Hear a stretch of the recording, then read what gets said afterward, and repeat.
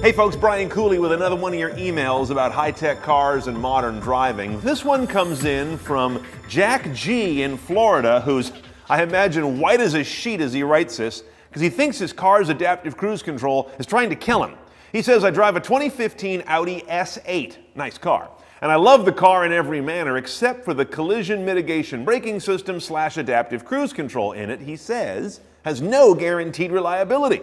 I've been in situations in traffic using the stop and go feature of the adaptive cruise when a car will change lanes out of my path ahead, and suddenly out of nowhere, the adaptive cruise will rocket my car up to top speed where I had it set, sending me hurtling toward the car ahead. Let's dig into what's going on here. These systems are new, they're the early pieces of self-driving, and I think we've got a lot of expectations to figure out and to set here.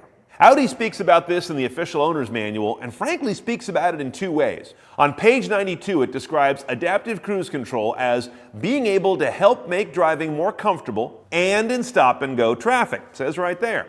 But also on that same page, it says that adaptive cruise will not slow the vehicle down or maintain a set distance if you're heading toward an obstacle or something on the road that is not moving, specifically such as vehicles stopped in a traffic jam.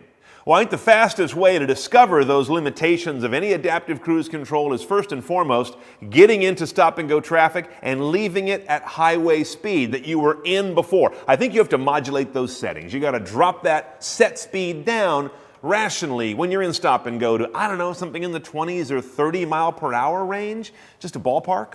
Now, the next thing is you got to understand we're not in a full self-driving era. Obviously, what you've got is a car that is level 2. Level 2 means you've got a couple systems working together, one to maintain lane, let's say, and in this case, one to maintain speed and distance. But in all cases, by every definition, level 2 means the driver is on duty, monitoring everything all the time. Look, Audi is far from the only company grappling with the 3 points of describing these systems. 1, what do they call them? That offers a certain promise. 2, how do they describe them in the manual? As we can see, it kind of goes 2 ways.